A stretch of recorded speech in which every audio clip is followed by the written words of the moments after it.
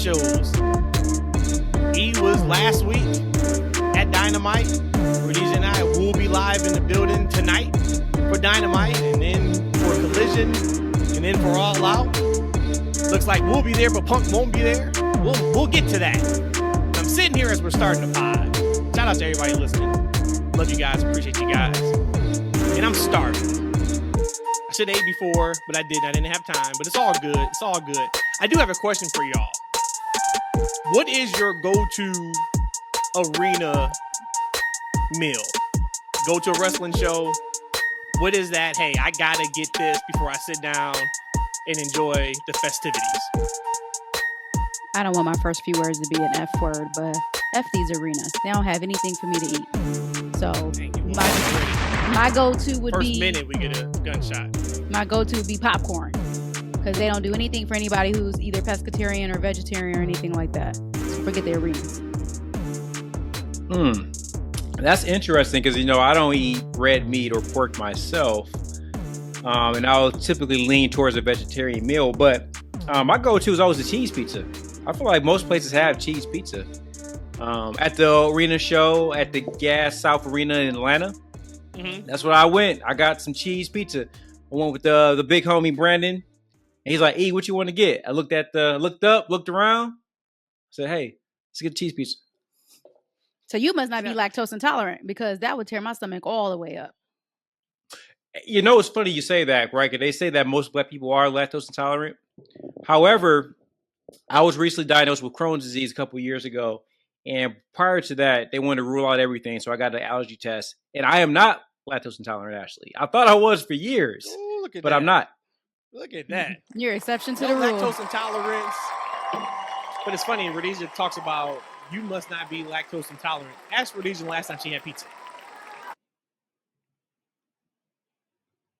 When last time you had pizza, Rhodesia? I had a thin crust pizza about a week ago.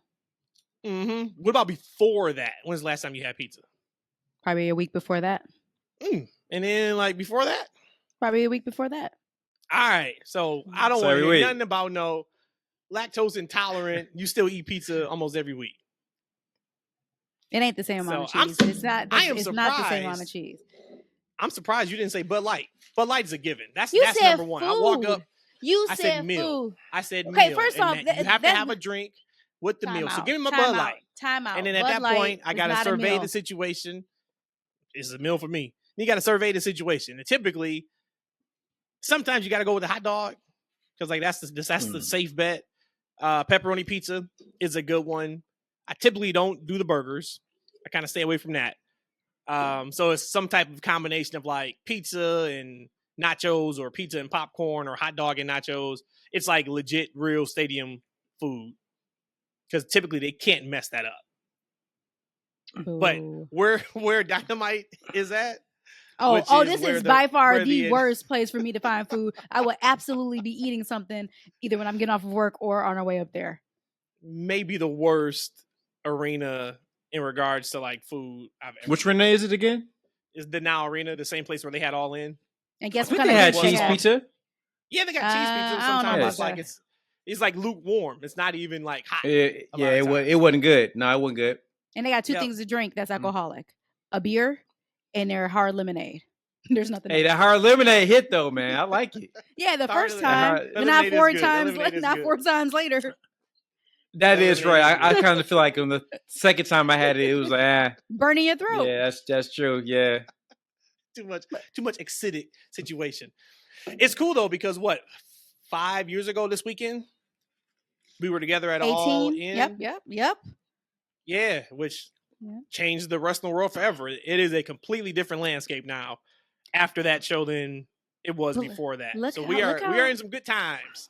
Look how full circle. Yeah, it was us and Tits McGee. Tits McGee. Who was that? From Whore Island.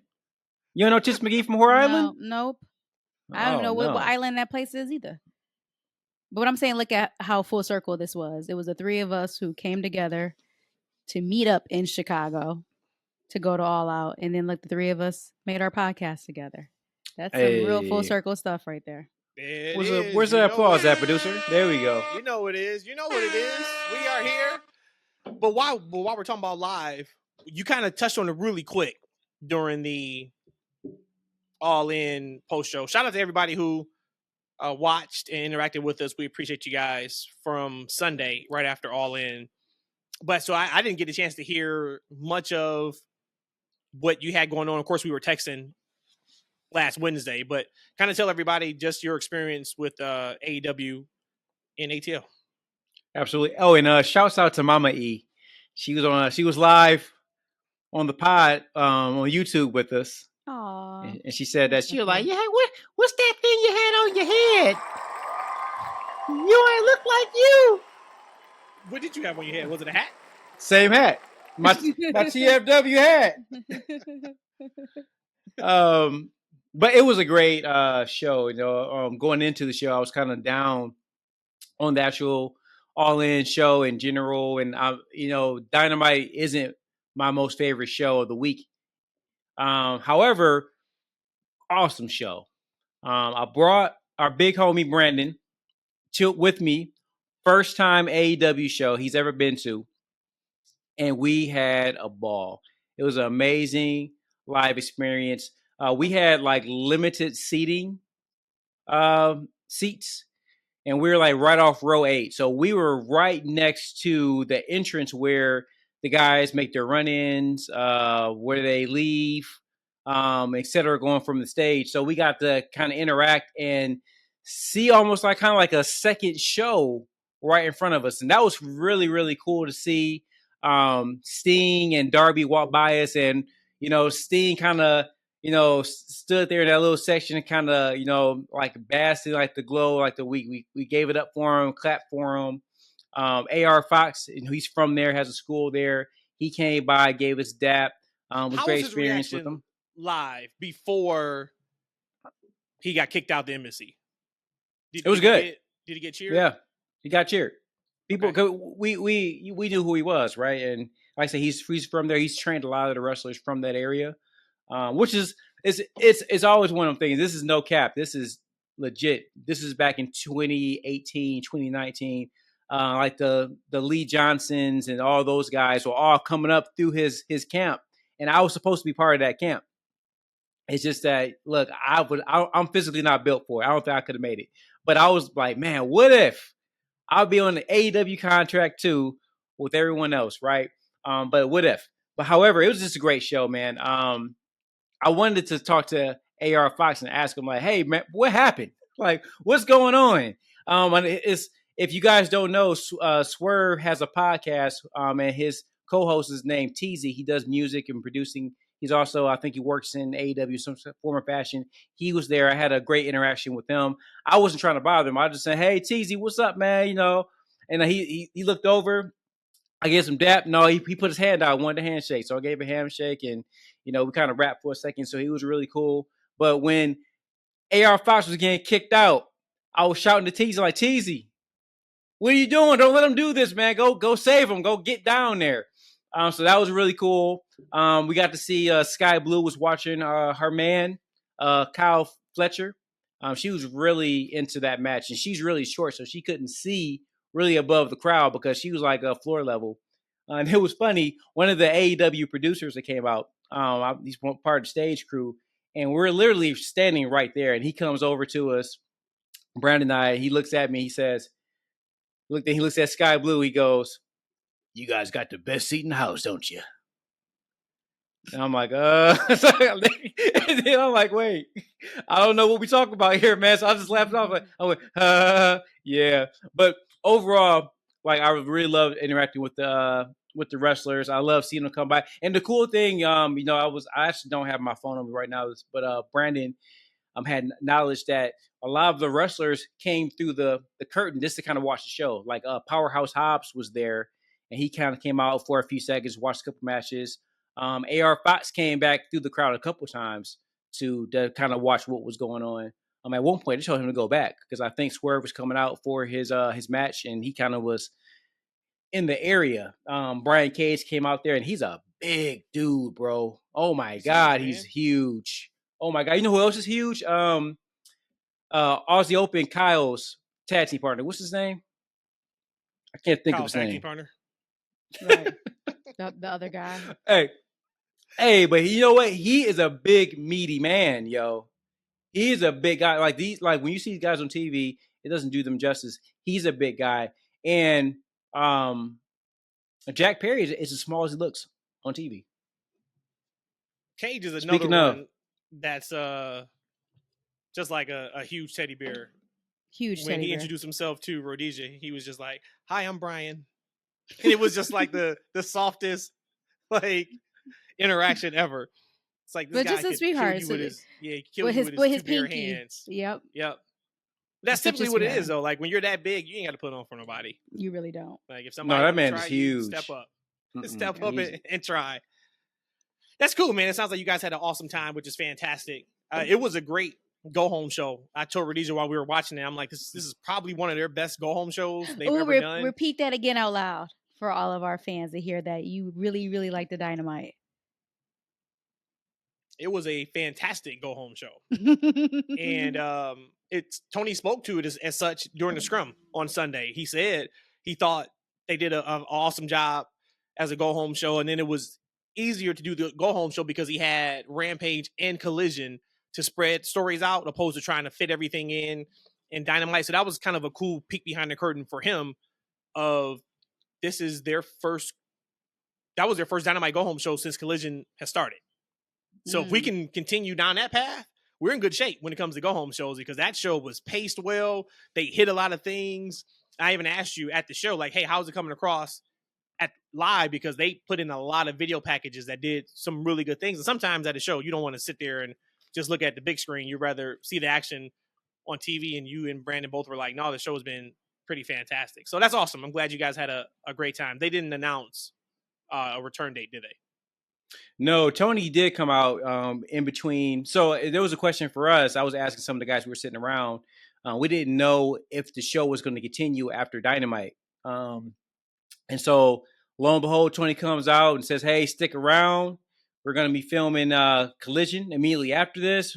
He announced like the card. I need you to give me your best Tony Khan impression when he came out to tell you. I don't want to bust I wasn't even there, and I know exactly how it sounded.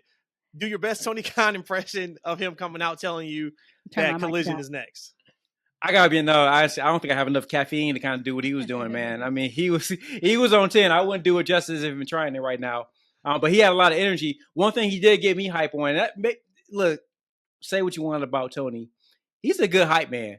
He brings the energy. He gets you pumped up, and he's learning really how to promote this stuff. He asked us a couple questions. He's like, hey, he's like crowd engagement. He's like, hey, how many of you guys have been to an AEW live show? Raise our hand. Like, how many of you guys have been to this arena? Raise our hand. How many of you guys have been to the State Farm Arena? Raise our hand. Like, how many of you guys have been to an AEW pay-per-view? Raise our hand. It's like, how would you guys feel about a pay-per-view here in Atlanta? Of course, the crowd goes crazy, right? And then he went from like on a level 20. Then he went, noted.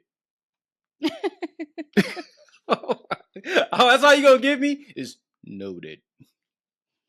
So maybe we get a pay-per-view in the ATL in the near future. Go ahead, TK. That's cool. That's super, super cool.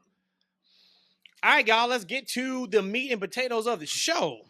You guys already know it is the usual suspects, and this is episode 61 of the TFW podcast. That's Freakin' Wrestling. Rhodesia, Eshaun, myself, Matt are in the building. Real quick plugs. Y'all know what to do. Hit that follow button. If you have not yet, wherever you listen to your podcast, we are there. While you're there, leave us a 5-star review. That would be fantastic. We are all over social media. Instagram, Twitter, that's FNW, YouTube, that's Freakin' Wrestling. We are there for your wrestling needs. Whenever you need us, we're there for you. All right. Real quick housekeeping note for this week. Shout out to my guys too over at On the Mark Wrestling Podcast. You can follow them over at Pod On the Mark. That is with a K, not a C, On the Mark. I'll be on their show on Thursday, and we will be doing a preview and predictions for All Out, for Payback. So if you want my predictions for All Out, make sure you tune into that show. I probably ain't giving you much of that on this one. Yikes. We're going to get like what we're excited about, but in terms of predictions, probably not.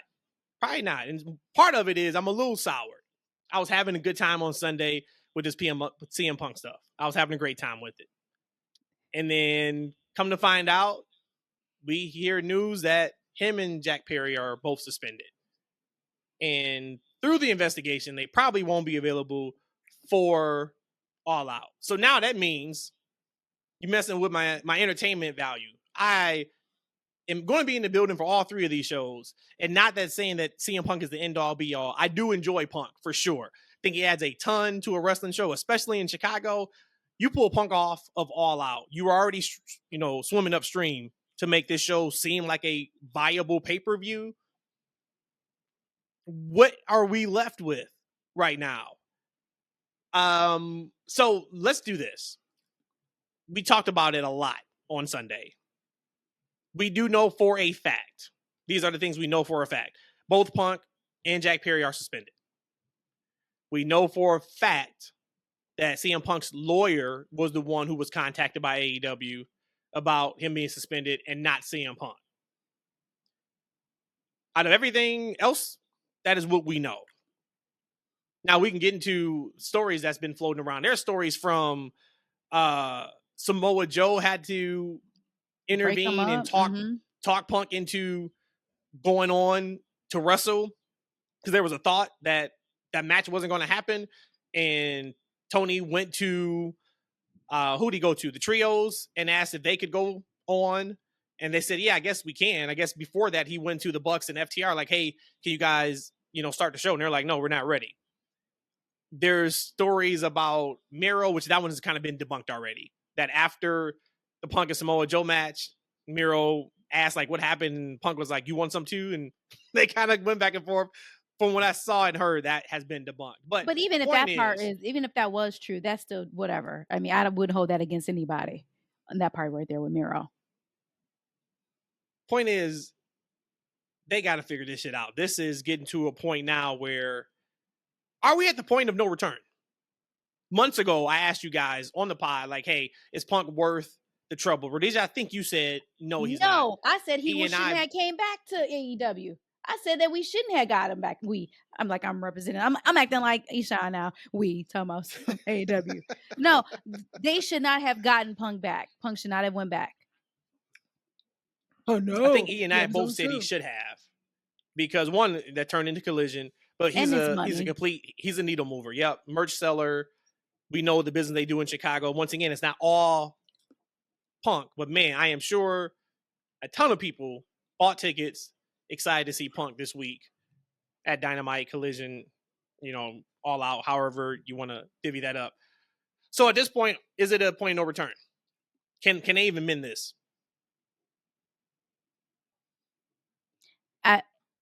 I think anything can be mendable. So yes, it is mendable. But we shouldn't even be in this place to begin with. It's like I want to say I told you so. You know what? I think that these guys are putting Punk in a bad spot. I'm not necessarily defending Punk's role in all of this. I think that as a older man, he's like almost damn near 20 years older than Punk. I mean, than Perry. But Perry came for him, right? And his little shot he threw at Punk during his match after that spot was unnecessary at the end of the day. And you got to understand people that are involved right now. Like, Punk is at a point in his life that he ain't taking shit from nobody. Right? If you got something to say to him, he going to ask you about it. He going to say something to you about it. So you got to understand the personalities. So at the end of the day, where is the proper leadership that prevents these things from happening? Because, like, look, every superstar, because we talk about, like, look, we got Anita Baker, right? She's she's being called a diva on her concert. You guys heard about Anita Baker and some of the antics she's had? Right? With Babyface, with everybody, actually. But yeah, the latest with Babyface. Right, the latest with Babyface. So at the same time, you got to understand these people and who they are and their personalities and kind of manage them accordingly and put things around them in place so where things don't go crazy. I've never heard of Punk going this crazy so often, right? We heard about the instances toward the tail end of the WWE career with the injuries, etc. However, like it's one thing after another, and these people are honestly they're coming for Punk and they're kind of setting them off. Where's the support team around Punk to make sure he can keep himself in check? And at the same time, where's the leadership in the company? Like, I'm not sure why Jack Perry wants to use real glass in his match, because I'm not sure about you guys, but that didn't add shit to the match to me. Like, it would have been just fine if they used a prop.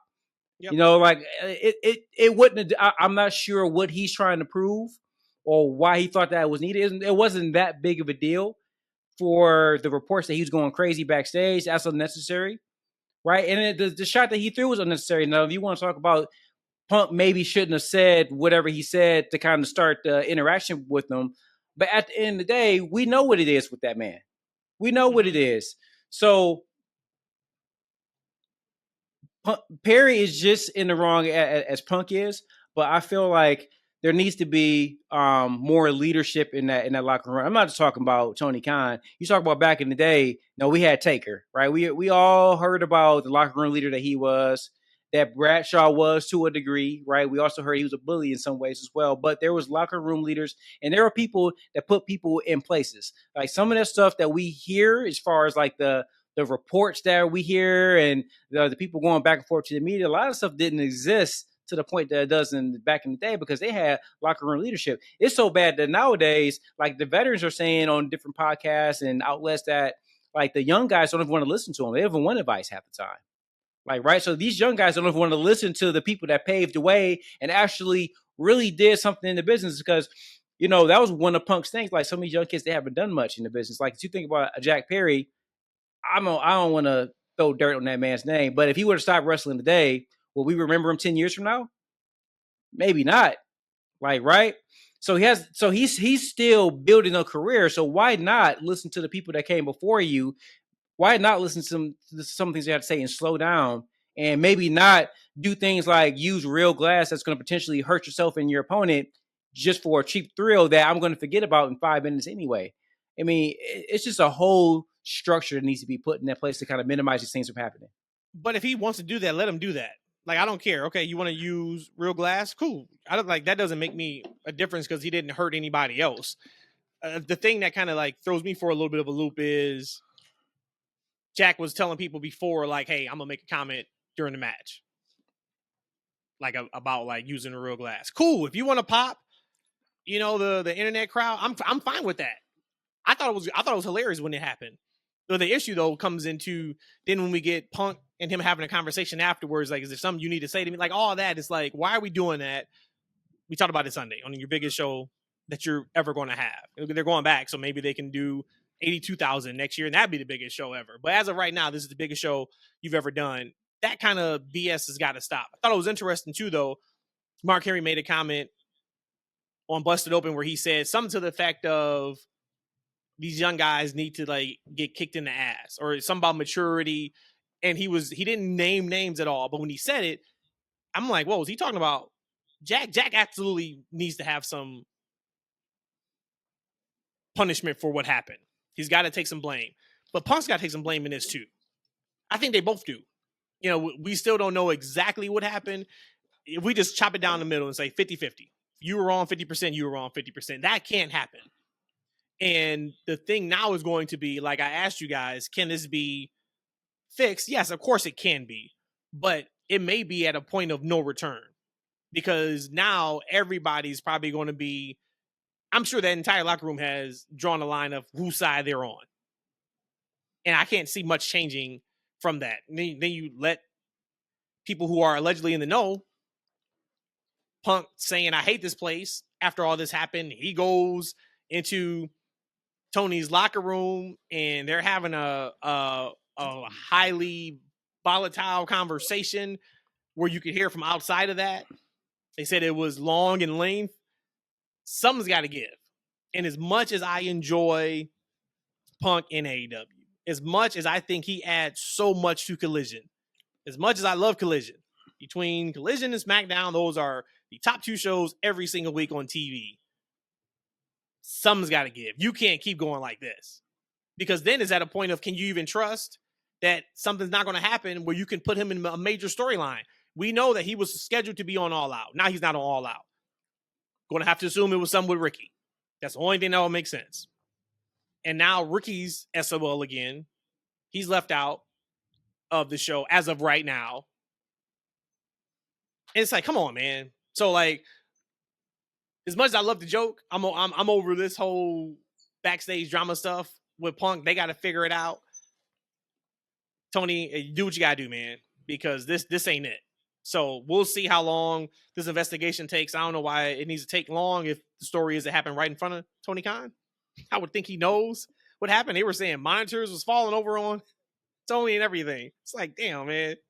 15 minutes for your biggest show ever, and you're dealing with shoot fights with your team. Get it together.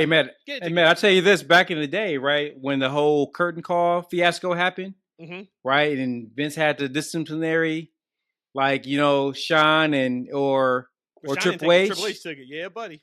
Triple H took it. Why? Because Sean was the star. Like, right? And somebody going to take it, it's going to be Jack. And here's the thing, man. Like, we talk about, like, that locker room. We talk about, like, the needle mover that Punk is.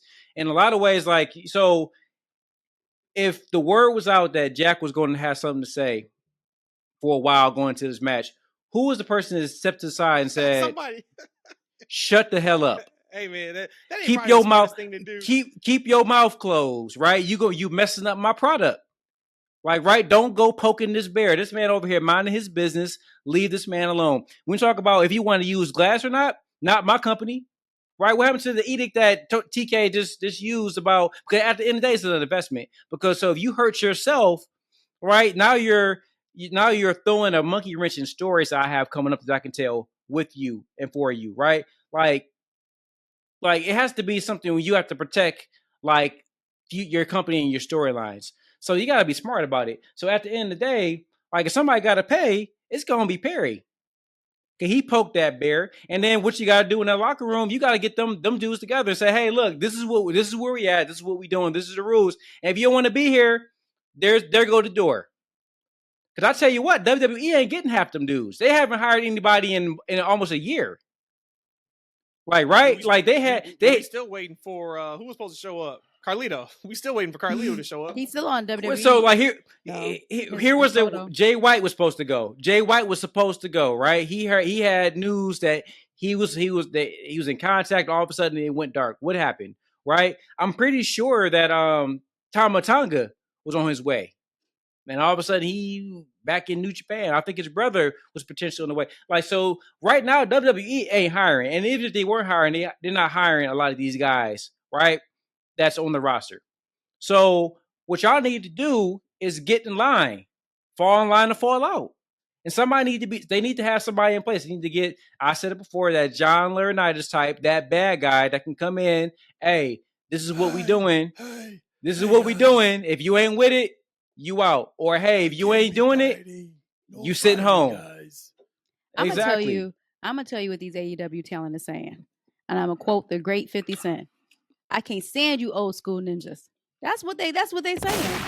That's what they feel. They like this game has evolved, and it's constantly evolving.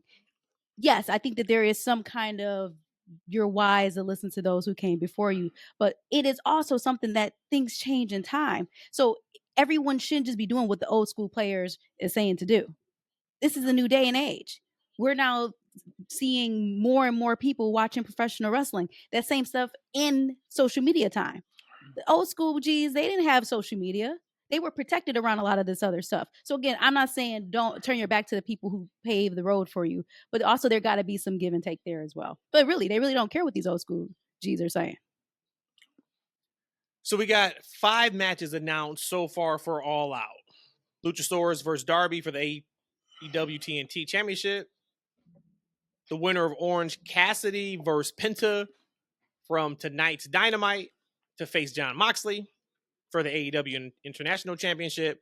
Chris Statlander versus Ruby for the AEW TBS Championship. Kenny Omega versus Takeshita.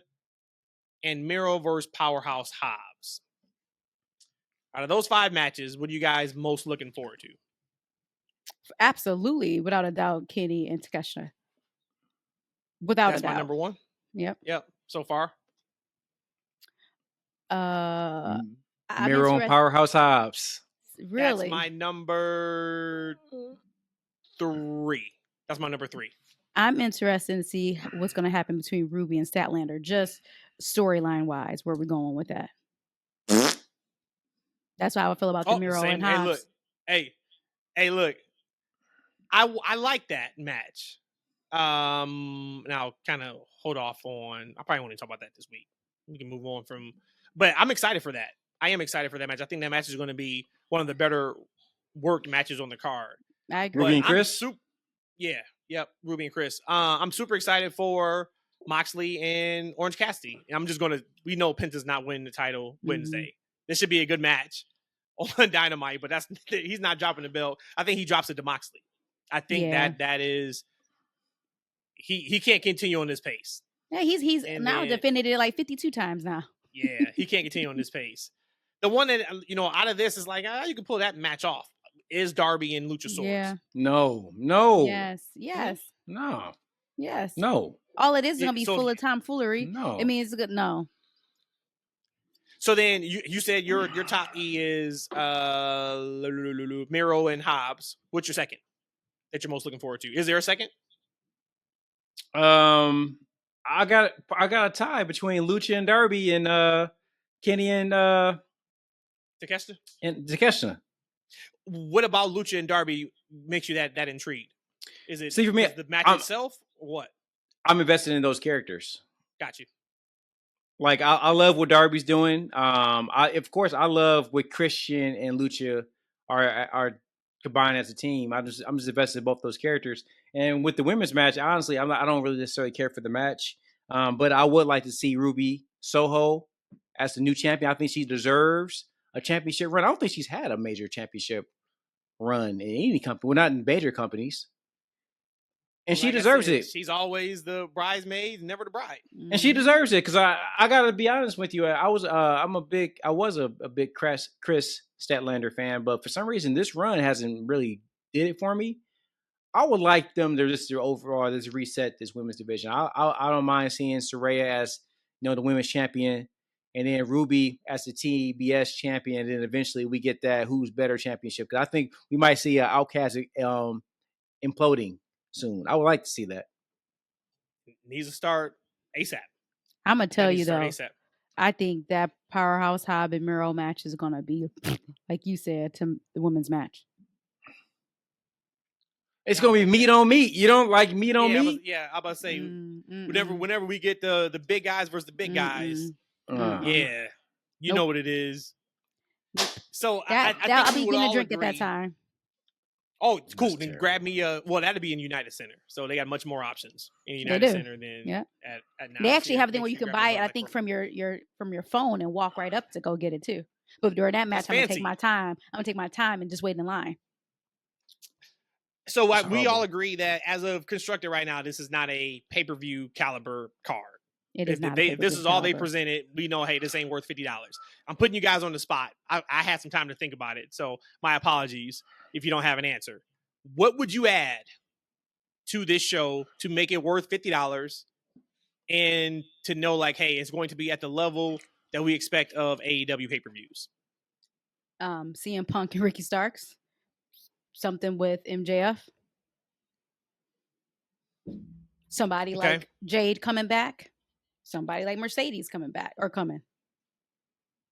But as constructed, and again, I know that it's just they're a victim of what happened this week. And again, you have to suspend these people until your investigation is over, even though, like you said, you saw them over the monitors fighting. But you got to do your investigation. So I know they're a victim of what happened, circumstance. But this is not worth it. You know what I wouldn't mind seeing? Because Cassie doesn't have a match, right? No. I wouldn't mind seeing Swerve and Cassie one more time.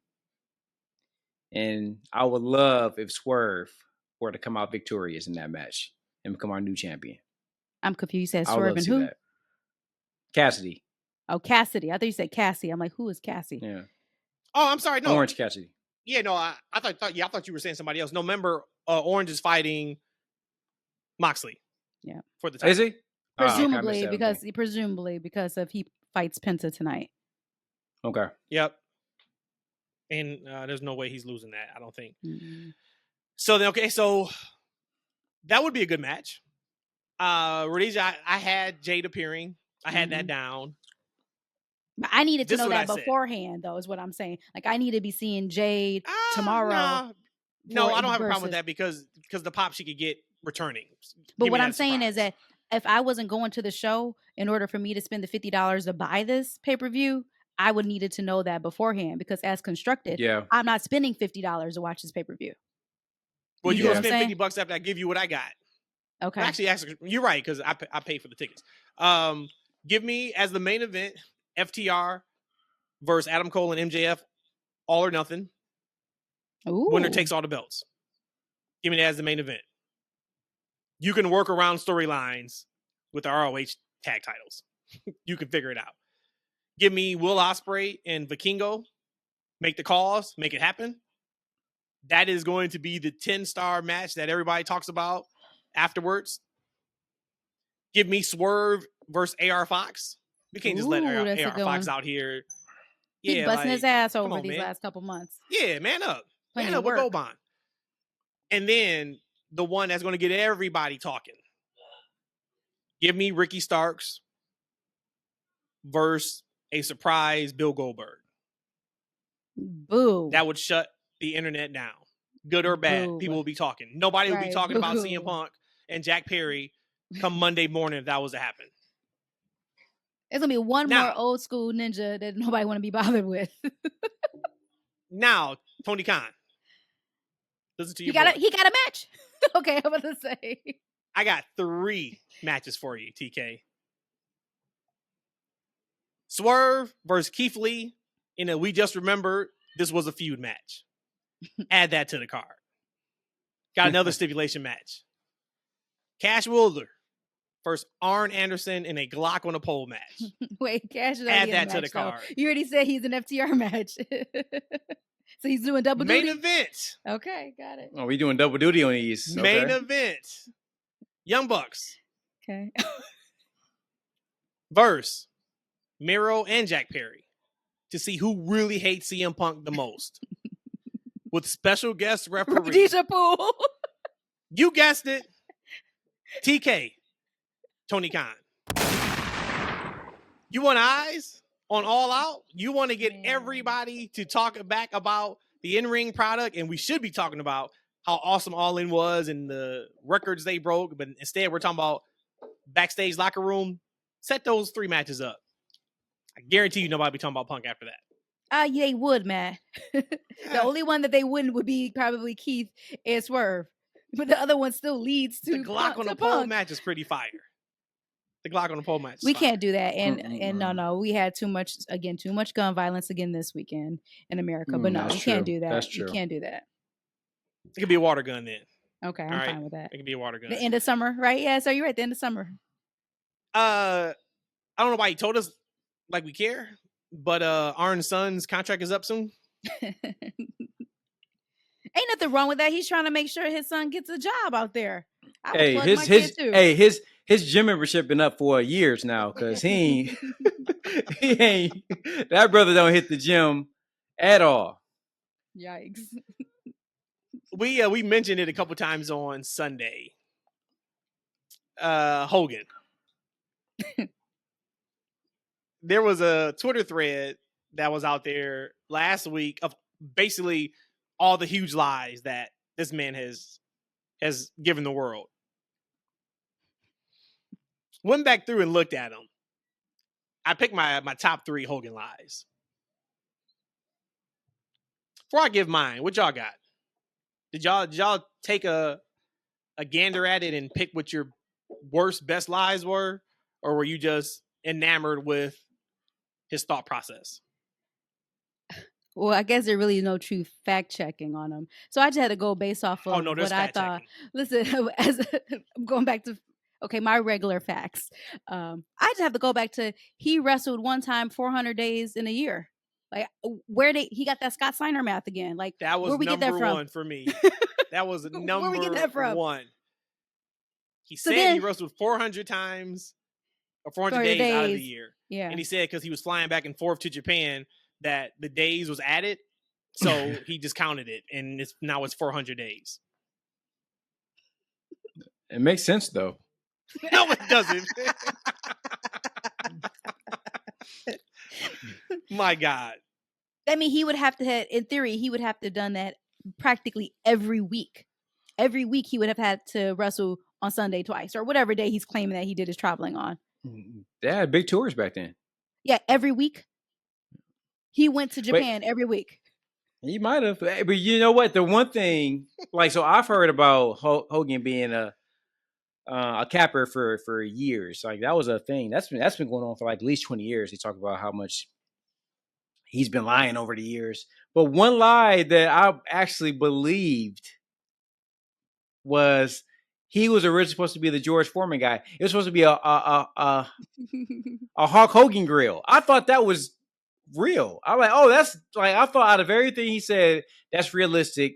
That they wanted to get a Hogan, because at the time I would say Hogan was maybe a bigger name than George Foreman. I think the George Foreman grill had kind of put George Foreman back on the map, right, with the commercials, and it kind of he became like the big lovable, huggable guy, right? So that kind of made sense that they would want like a actual B-list celebrity like Hulk Hogan to do the grill.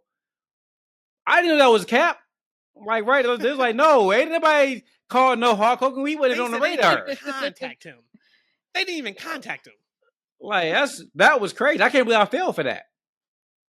I mean, this dude's living in his own world. My other one that I had, I said it on Sunday, the one about the kid that died at the show. And he smelled something in the ring. There was a Make-A-Wish thing that he was doing with Simon Cowell, Michael Jackson, in the UK, I believe he said.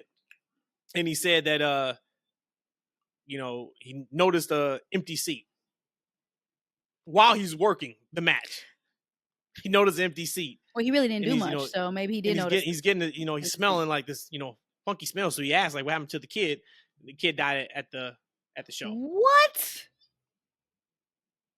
Okay. So that was that one. Move forward. But the number one, because this is proof positive.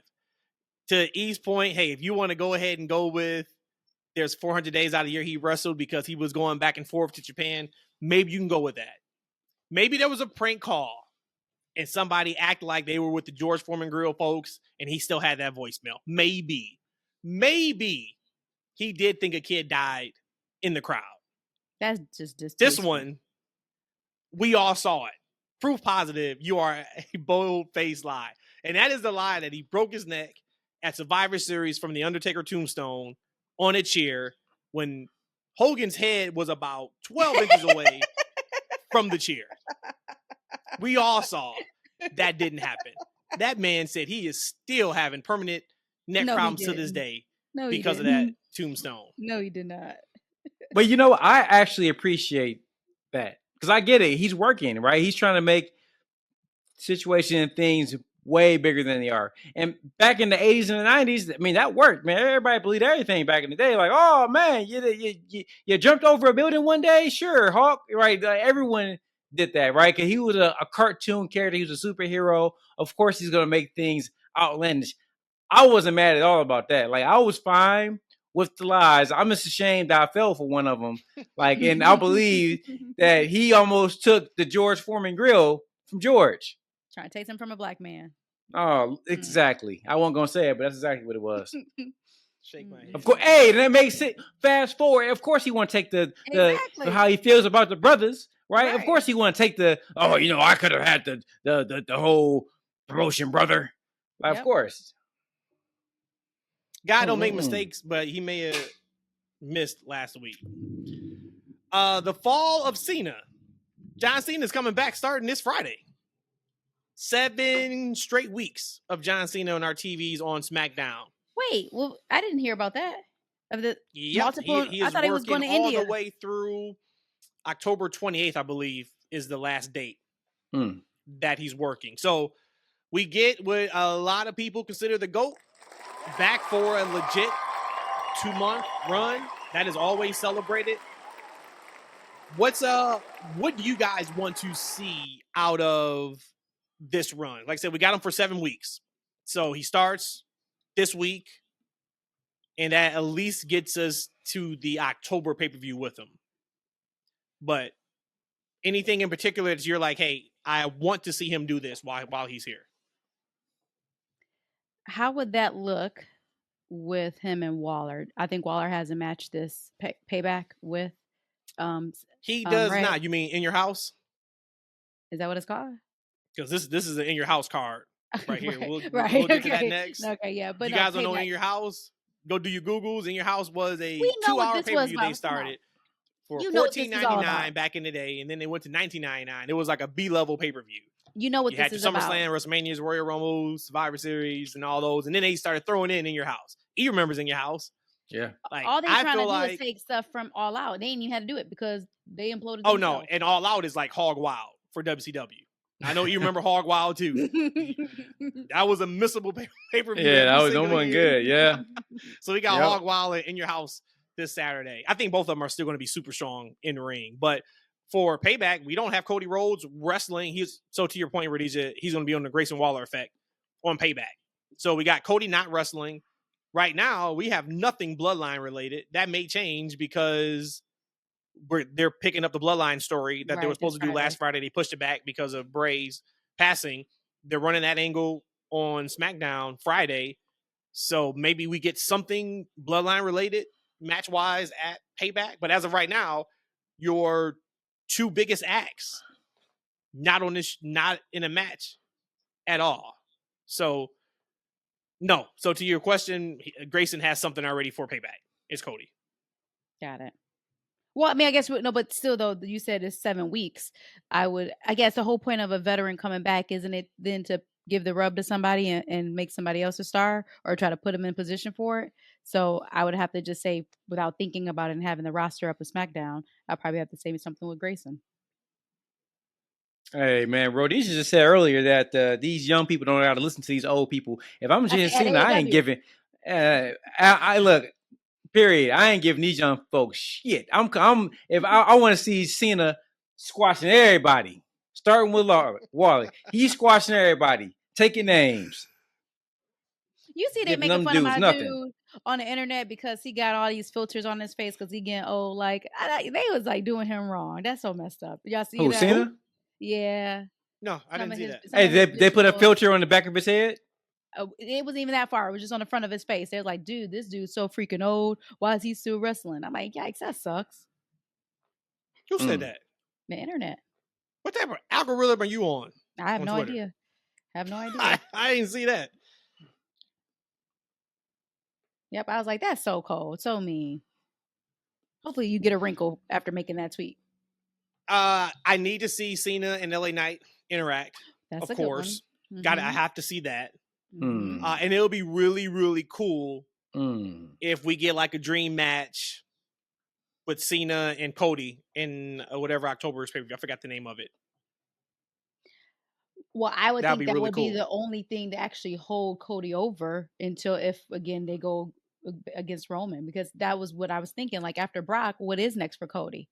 I guess probably the only thing that would be worthy of Cody would be somebody like a John Cena. Well, I mean, Cody, we saw he wrestled Dom. So you can put Cody in there with anybody and the match would be big. But he doesn't have a match at this pay-per-view. If you give him Cena in October, it's just like this dream match, face versus face. Everything feels great. Kumbaya. Then that takes you to Survivor Series. And then after that, you often run into Rumble season. So you could do that and you don't have to worry about putting Cody back in another major feud. But it's interesting that he's on the Waller effect. I'm like, is this their way of transitioning him to SmackDown quietly? And I'm like, they could probably easily do a flip-flop, put LA Knight on Raw, put Cody on SmackDown, and there you go. But I don't know if they're going to touch that yet. But yeah, so for me, it's LA Knight. I would love to see him and Cody. That'd be super, super cool. And other than that, I don't want to see him touching Austin Theory again. You've killed that dog enough. Yep. So stay away from him. But yeah, so I don't know what else is for him on SmackDown. But I'm sure they have a plan and it should be good. But shout out to Cena. Hollywood is striked out. He's like, look, I'm gonna come back home. We're still waiting for you, Rock. Yeah. We are still waiting for you. And then I thought, and tell me what you guys think about this, and we can move on to the preview for Payback. Did Rock maybe just not want to come back because he didn't like the creative of him losing to Roman? Is that possible? Again. And not even just him losing, but at the time stamp of him losing. Like, he would have lost to Roman, and the story is still going to be Cody next year in Philly. Could he have been like, I'm not coming to be the end of a chapter. I'm coming to be the end of the book. Sure. I could see that. Yeah. But I don't know how many more years Roman has. Rocky, this is your passion. You would think that the story would have written itself so beautifully this past WrestleMania. But again, if they knew that Cody was coming over and that was going to be it, like you said, maybe he didn't want to be like the afterthought there. This is going to be everything. This is going to be the finale. So I guess that is a good point. It's possible that he didn't come back for that reason. But again, you're putting over your cousin. You're done professional wrestling. Come on. Man, I just don't think that. I think Rock has had his fill for wrestling. He got injured a couple years ago. He's a lot older, right?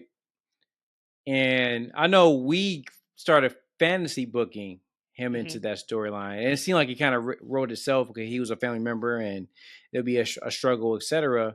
But if you think about it in hindsight now, like, what would they have done with Cody? Like, what if he didn't have the big match, and that ended up being a big match, right? Because you think about leading up into that match, Sammy was so hot, right? We had the Sammy, we had the KO, there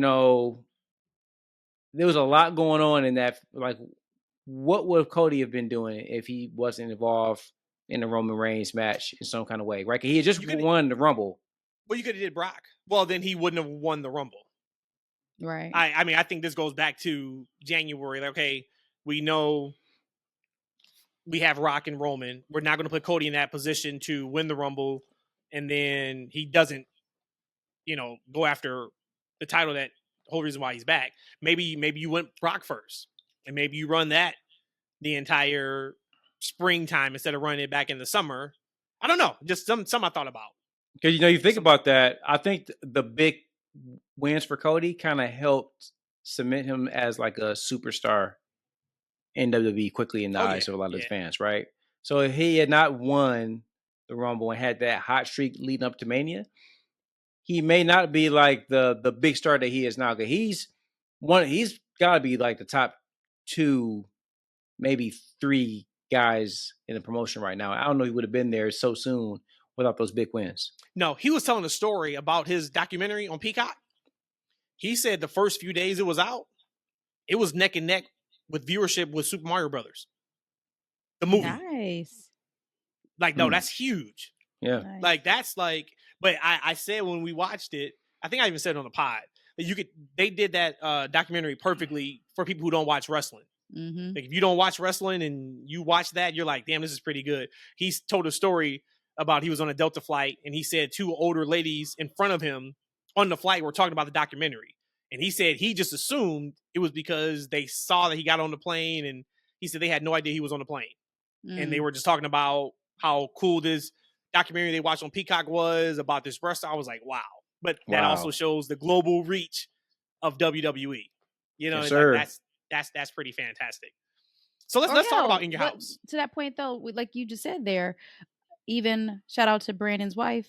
She even reached out to us and said, "Oh my God, have you seen the Cody documentary?" Like, how she's in tears, and like she's a wrestling fan through their son, but she was like watching it for her too, and how much it got her emotional, and she was bought in.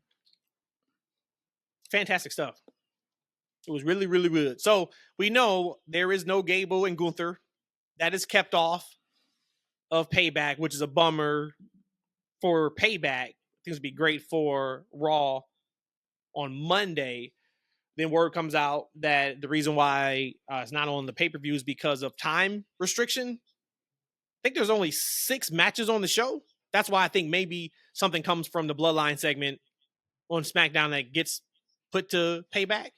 Because as of right now, Seth and Shinsuke, Rhea and Raquel, Miz, LA Knight, KO and Sammy, Judgment Day in the Steel City Street Fight, Trish and Becky, and Ray and Austin Theory. Oh, yeah, Ray. Yeah, so I'm thinking there may be something that's added to the show. So let's run it down. Let's start with Ray versus Austin Theory. Who do you guys got? I don't care. So let's go. Do we know how close it is to Santos coming back? Well, I can see that doesn't matter. We'll keep Ray to retain. Yeah, I'm actually with Rhodesia on this one. See, and I do this with men matches too. You guys act like I only do it with the women. I only do it when matches I'm not invested in. I don't care about this. Now, if we can fast forward the storyline to Santos, like kind of breaking out and kind of getting that, kickstarting that story, because that's when I think that thing will get juicy, right? When we start getting Santos and we start getting him being that heel that he was at NXT. Mm-hmm. If this kickstart, if the end of this match starts that, I'll be all for it. But the actual match itself, meh. But if I got to pick somebody, let's go with Ray. Okay, let's just go with the dumbest booking decision in the history of WWE. Well, no, we've seen some really stupid ass decisions. Never mind. Maybe the dumbest of this year. I'm going to go with Austin Theory beating Ray, and then Cena taking the U.S. Championship off of him. Like next week on SmackDown, like a squash match, because Theory just can't beat Cena. I like that. Okay, but I don't care about this match either. Like not in the slightest. Steel cage match: Trish versus Becky. We finally get to the end. I'm fine. I'm really looking forward to this. I'm looking so forward to it. In WWE. Hell, they could start the show. They could start the damn show. I'm so ready for this one. I'm so happy.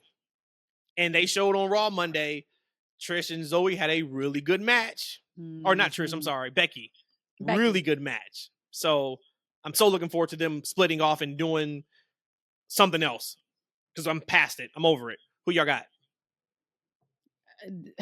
Becky needs to win.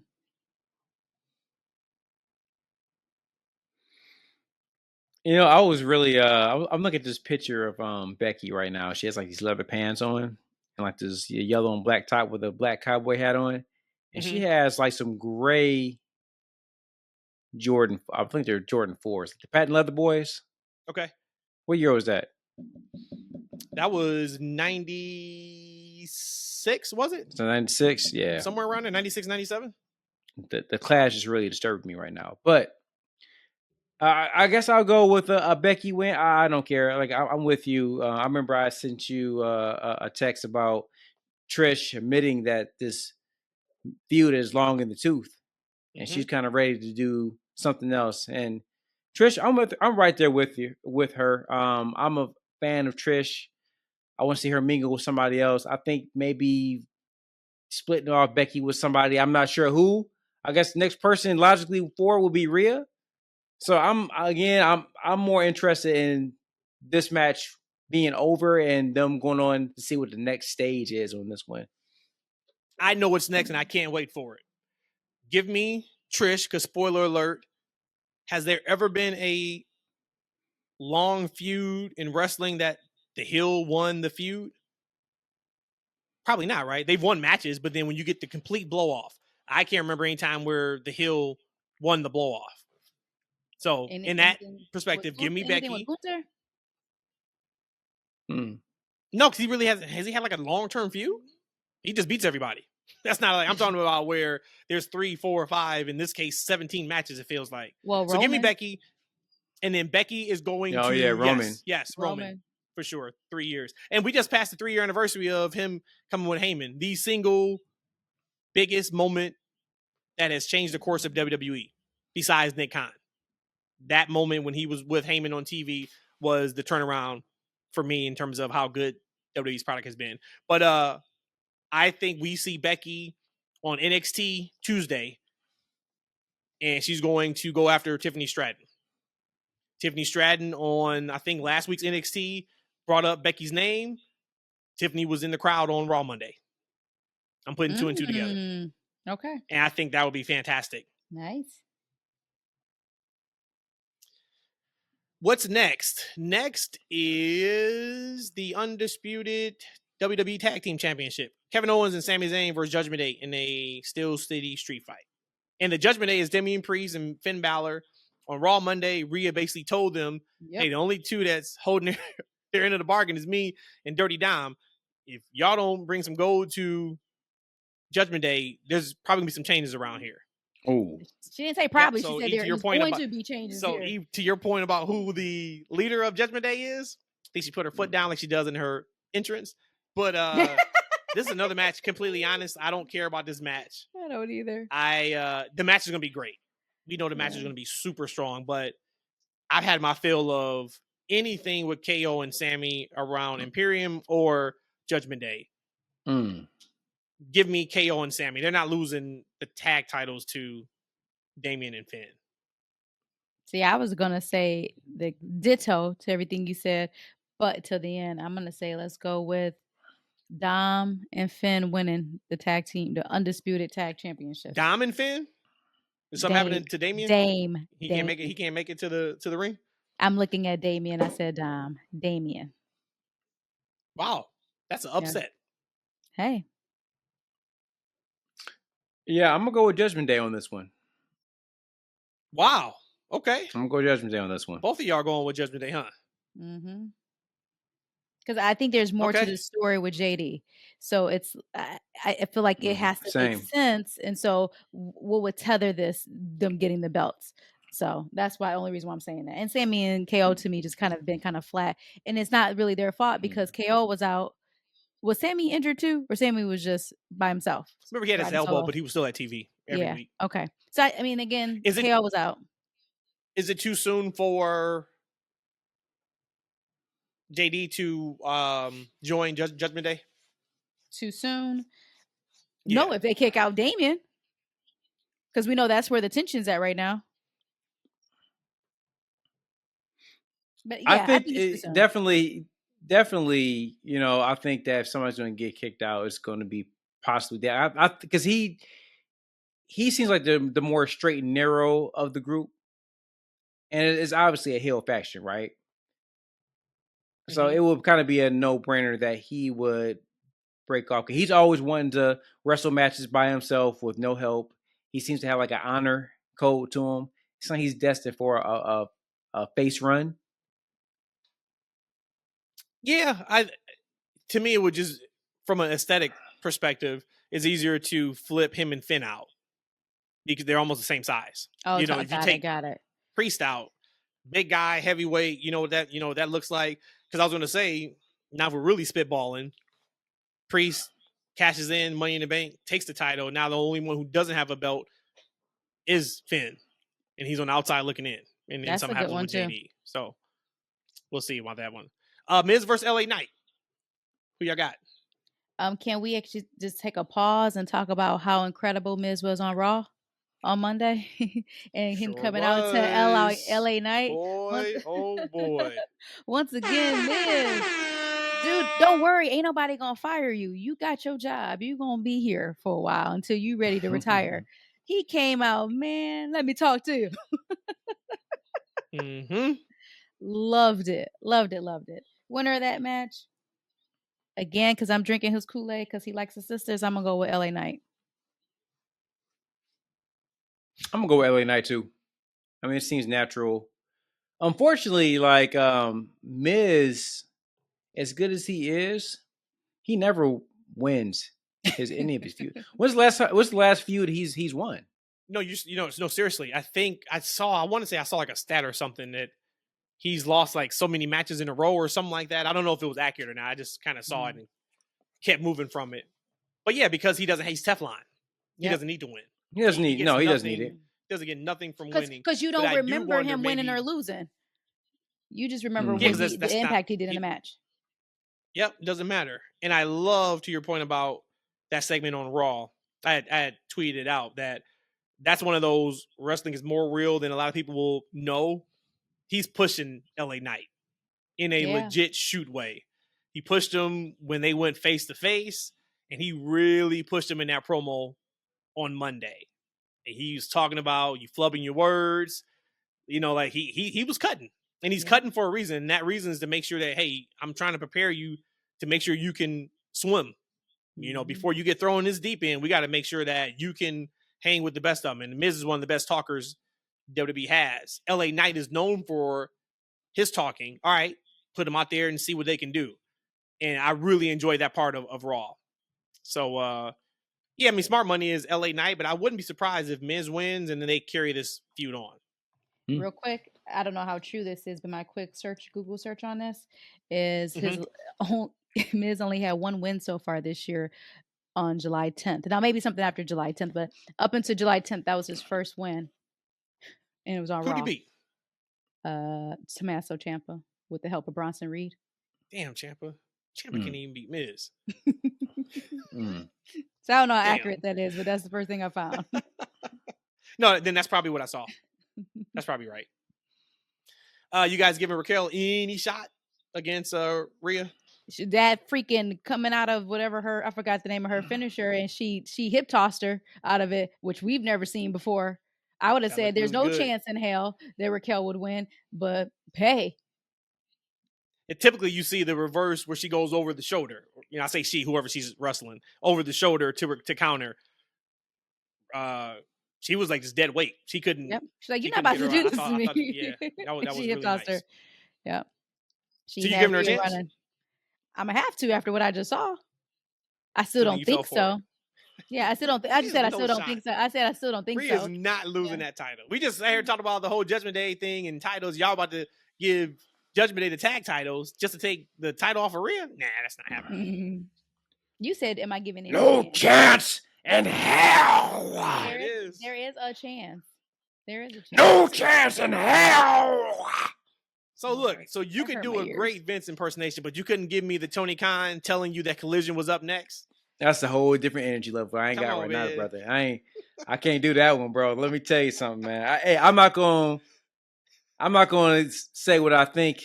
Never mind. TK, I like you, TK. Everybody knows why he's that hype. Anybody who's ever been to a live AEW show knows exactly what I'm talking about. If you don't, he basically just screams at the top of his lung. Yeah, and he's like the wrestlers you're about to see. Each syllable he says he's stumping. Everybody. Oh, I just get Tony myself a headache. Ouch. John Cena Tony is on one. Yeah, give me Rhea.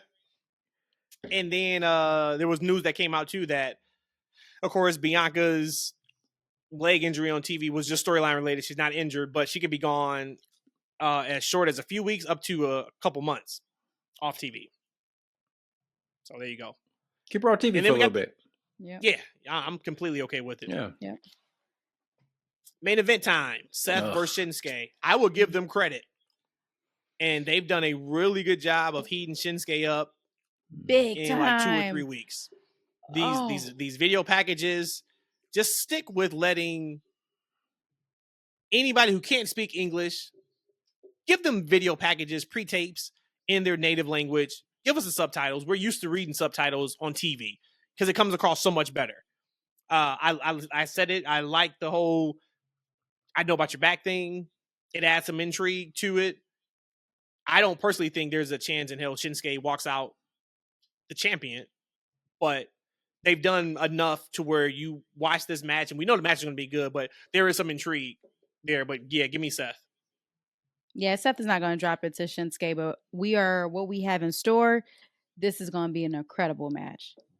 This is going to be worth how much is it for Peacock every month? $9.99. Depends on which one you have, either $5 or $10, yeah, or free if you have certain things. This is going to be worth 3 verses of the AEW All Out, or however you want to word it. Man, I'm paying $3 a month for my Peacock subscription. It was free. They don't give it to Xfinity customers for free anymore. Yeah, they've done a good job with Shinsuke. Well, they haven't done a good enough job to make him a threat to make me feel like he's going to lose that championship. Right. What you will hope is that they continue the momentum with Shinsuke to make him a even more credible threat down the line for a rematch or against another championship, right? Because, for a while, they weren't really doing a lot with good old Shin. But I like what they're doing. I like the subtitles. I like some of his heel work under Vince as well. Back when he would, speak perfect English, but then when it was time for him to answer for like one of his crimes, and all of a sudden, I speak no English. Yeah, it is. Right? Like I used to love that. Man. So yeah, but he has no shot in this one. This is we kind of complained about the All Out card. This one just is bad, man. You're right. This is a in your house, Yep. thing, and which is fine, right? Because we know the work is still going to be good, but this show on paper is kind of missable. Now, let me ask you: two-part question. One, would you guys add something Bloodline related if you were booking this show? And then two, what would it be? No, and since I said no, I don't have an answer. Okay. It's not needed. I've heard people say Jimmy and Jay, but they haven't laid enough groundwork for a match right now. Right now, from a storyline perspective, they've been both been off a little bit. My question to you guys is, if Cody were a champion against random challenger, would that be enough to raise the prestige of this show? Of course. Outside of Roman, he's your top guy. So that's why I said this show is interesting as of now. No Cody, and then we didn't mention the Cody on the Grayson Waller effect. I'm sure that ends in some type of physicality. But of course, you add Cody to this show, he's already in the main event. You add Roman to this show, they're in the main event. Maybe the only thing that's not main event worthy is if you would do Jimmy and Solo, but as of right now, that match doesn't make sense. So yeah, no, that's why this show doesn't. It kind of has a little bit of that B-level feel to it. Is because your top guys, Brock's not on it. He's gone right now. So the people who have been main eventing your show in some form of fashion for the last 2 years aren't scheduled to have a match. But the sad thing is, and this isn't, I'm not trying to knock Seth, because I like him legit, but he's the headliner for this show, and we're saying that this show is not at the level it should be, right? He's the champion. They gave him a championship to be that workhorse champion, because we know that Roman's only going to defend the championship 3 times a year, right? And his title match isn't enough to raise the overall prestige of this actual pay-per-view. Miz and LA Knight is the main event to me. God's honest truth. That is the match by far I'm most looking forward to. It is. I'm looking. My match I'm looking the most forward to is Trish and Becky. Because it's over. Because it's over. Because it's a wrap. Yeah. Yeah, but I mean, you're right. But that goes back to, and I do think Seth is over. And this is not me shitting on Seth. You guys know I love Seth. He is incredible, invaluable. They sing his song, and I talked about this months ago. They sing his song, and I said, is he as over as his song is? They sing his song, and then I think did he get laid out yesterday by Shinsuke? He did. Okay. He got choked and out, there was, I think. Yeah, and the crowd was cheering. He's not over like that then. Yes, and Cody was going against Brock. Brock wasn't getting cheered. Yeah, they were doing the stupid one more time, when he was F5 in him. But outside of that, Brock wasn't getting cheers going against Cody. It's because Cody is over. Yeah. Seth's song is over. And yes, he is over to a certain extent. But what I mean is he is not over to the level of the way they sing the song. They just enjoy singing the song. Yeah.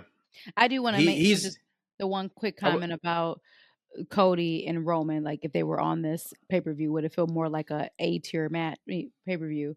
But let's be honest, Roman and Cody, there are kind of like, remember how the story was Vince was going to make it where a wrestler never could would become bigger than the actual WWE.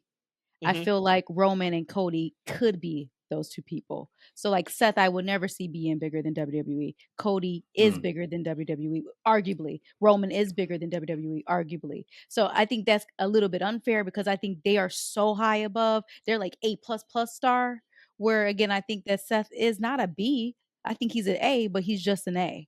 And I think like there's just a big difference between the Cody, the Brock, the Roman, then to Seth. That's interesting because Seth's been given more than great opportunities to be that. Right, he's been given a lot of microphone, a lot of spotlight over the course of the years. I know he had that bad, patch. I guess prior to his match with Cody at Mania, he was frustrated with the creative for his character, but he's been put in a lot of positions to really succeed. So it's just interesting that we feel this way about him. And I think another thing too that's interesting. I think Seth is very high to me. I think that it was between Seth and Finn that should have won that championship, and I'm completely fine with Seth winning it. What I'm saying is that I think Cody is a once-in-a-lifetime talent. You got Roman as once-in-a-lifetime talent. And, of course, Brock Lesnar is just Brock Lesnar. So just comparing them to them, they're going to always – they're like a diamond, where I feel like – Oh, no, I'm with you.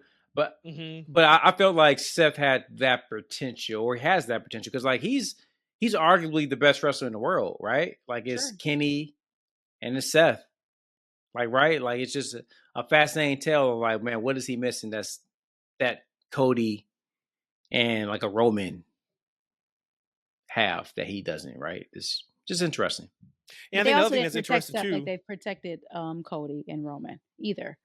And I don't mean to keep cutting you off. He's champion. Like all he is champion now. He is a champion now. But before that, the Monday Night Messiah, all these other iterations of him. I mean, and him losing, there was a lot of booking issues that I did not like what they did with Seth. So for him to still come out on the side as a champion, I think that was a hell of a feat. And outside of Theory and Ray, this is a exclusive Raw pay-per-view. Yeah. Yeah, shout out to Jalen on Twitter. He has sent it. I didn't even think about it. And he just said, I think they're better off introducing this pay-per-view as, and now Raw presents Payback, because all the matches, except for one, is from the Red brand. And he's right. Like, yeah. That could be also why we feel that way too. Because it feels like half the roster, right? No Bobby and Profits. Yeah. No Zelina. I'm just trying to think of the people that really get TV time on SmackDown that we're not seeing. No Sheamus, no Brawling Brutes. So, yeah. But overall, I think it's going to be a good show. But if there was a show to miss out of all the pay-per-views, All Out. This is it. This is the one. Oh, I thought you said All Out was. All Out? No. So, no, that wasn't my last question to you guys. When it's all said and done, so we're back course podding on Sunday, which will be the Payback review show. We can talk All Out on Tuesday. When it's all said and done, come Sunday night, which show is going to be more entertaining, All Out or Payback? For me, it's going to be All Out because I'm going.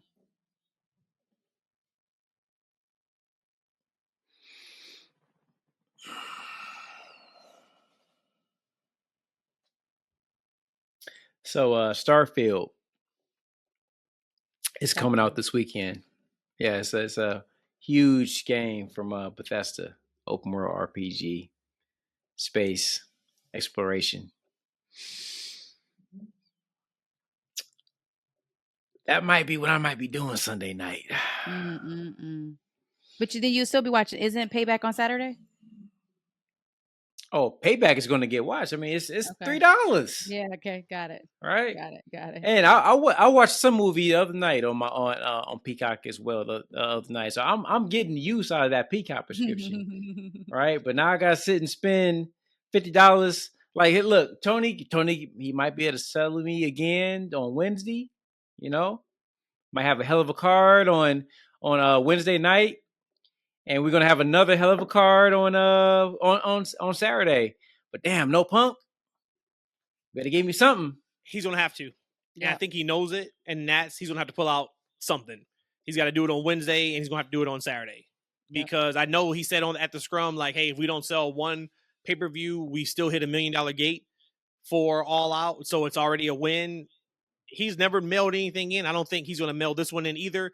Because at the end of the day, we're still only talking about one match.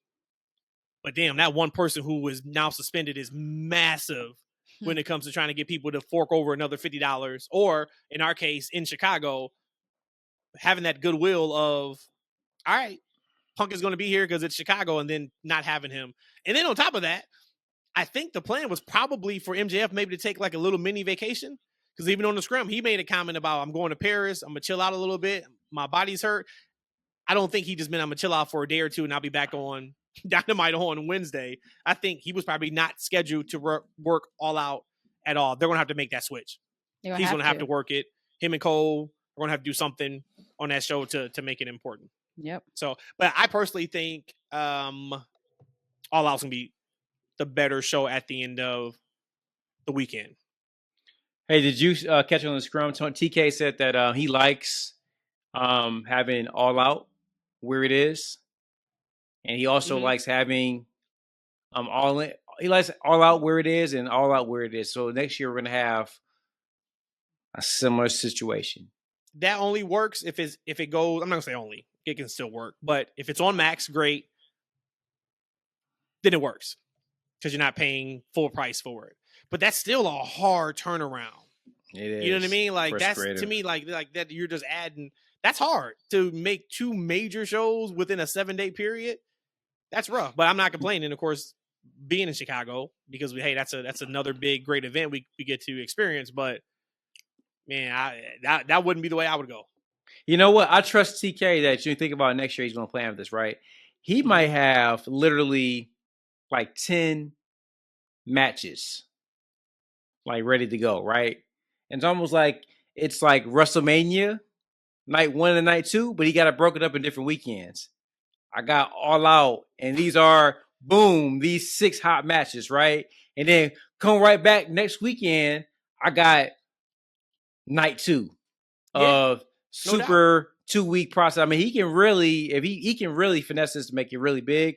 He can have a showcase like, maybe next year in Chicago, we got Kenny Omega versus CM Punk, finally, right? And then All Out, we got another big main event match. Maybe it's MJF versus, I don't know, this put Michael Cole. Michael Cole, what the hell? Adam Cole. Adam Cole, right? Because that whole thing lasts another year. Something like that, right? So he kind of bookmarks 2 big main event matches and other matches around those. It's possible. And you go Mercedes and whoever at All In. Now you're cooking. I'm glad you brought up WrestleMania. I forgot to bring this up earlier. Bischoff. Uh-oh. Hater of the year. Hater of the decade. Hater of the century. More than Kevin Nash?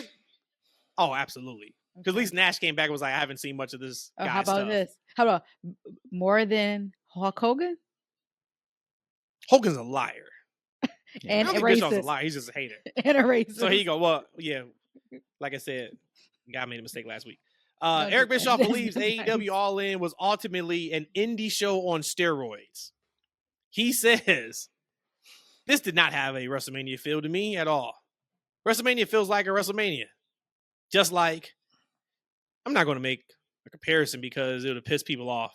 WrestleMania, you know you're watching WrestleMania from the moment that show opens to the moment it closes. You know you're watching something special. This show was unique in the sense that it was in front of 80,000 people at Wembley and all that. But what took place inside of that ring and what didn't in terms of the packages and the support and the drama that goes along with it, the entrances I thought were pretty good, but not what you'd expect for a stadium show. It just felt like a really, really good indie show on steroids. He may have had me until that last sentence. That's where the hater comes in at. Yeah. If you want to say this, the stage isn't, okay, cool. If you want to say the entrance could have been more, okay, this is their first time doing it. But to say that it just feels like a really, no, you can say that about every Dynamite show. And maybe Collision, that it feels like a really, really good indie show. You can't say that about All In. No, man. That show was really good. Question. Yes. I thought the whole definition of an independent show is a show that is like only sold to maybe like 5,000 and less people. So when you talk about 82,000 paid attendance, that's like just an oxymoron in itself, right? But no, independent is more stating that it's not a national company. Like no TV deal. That's like All In was the biggest indie show in history. No TV deal. But they did 12,000, right? 11. Yeah, like 10-4 or something like that. Okay, but we're not talking about 82,000 paid attendance. But that's why he said it was like a really, really good indie show on steroids. To me, I feel like he's trying to say it's not as professional or polished as a WWE, right? Yeah, maybe.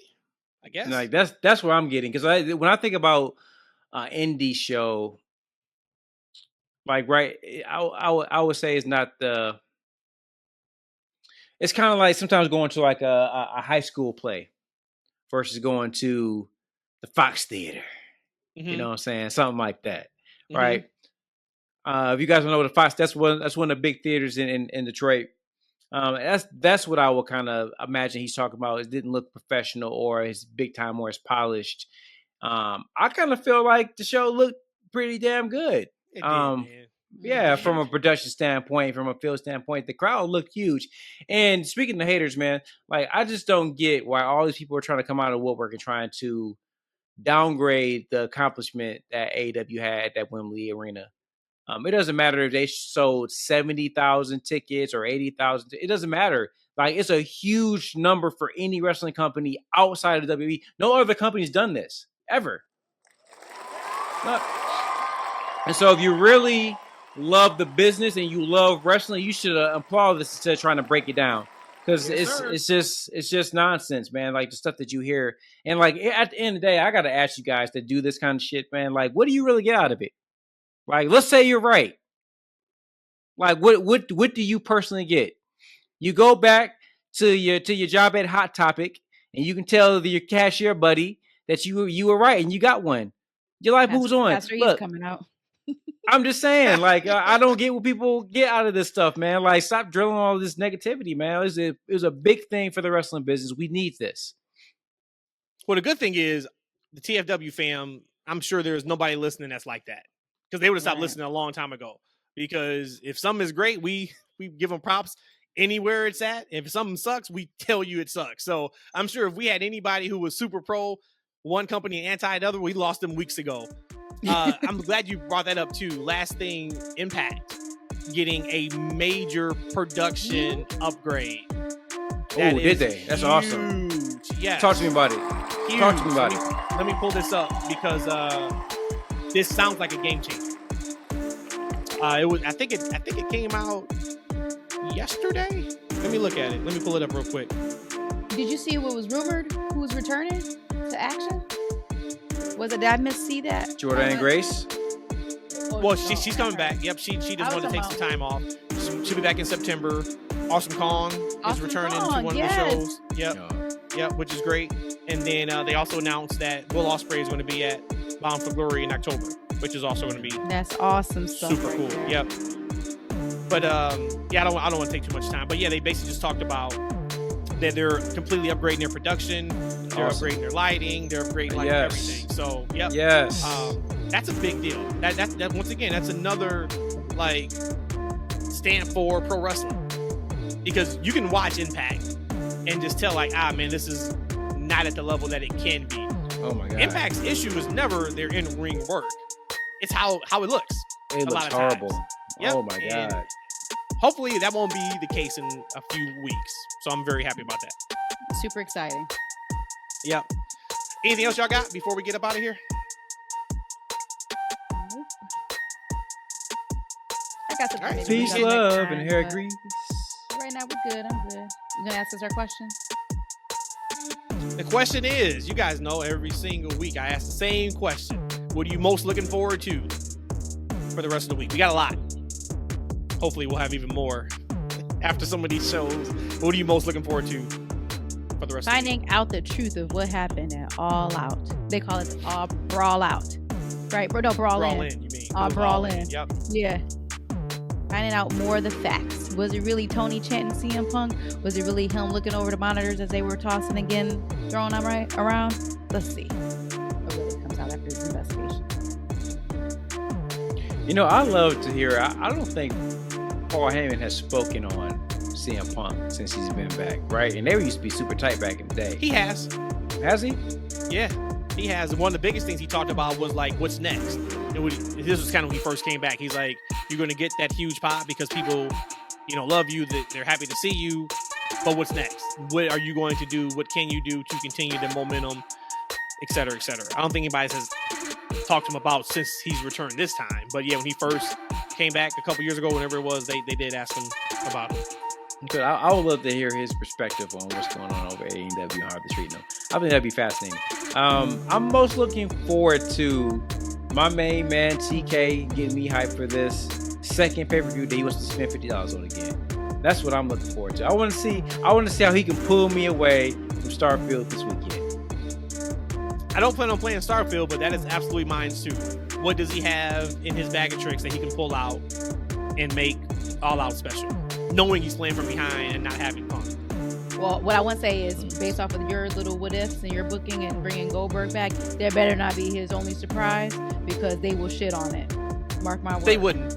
No, they wouldn't. You say that now. If that music would hit, I'm gonna record it. Yeah, that music would hit and you would pop too. Watch. I wouldn't pop sure for that. Will. Use a damn lie. Use a goddamn lie. All right. Yep. I'm gonna record it. You can be jumping up and down like Dude, a little screw. the last time I saw him was in a SummerSlam. No. Go get me another hard lemonade. Yeah. That's what I said to you. No, Goldberg's no, going there. United. Spear, jackhammer, 1, 2, 3, and that just gives Ricky something else to complain about. It gives us more gold on the mic. Book it, Tony. Book it. They will Talk to you on him out of Sunday. that place.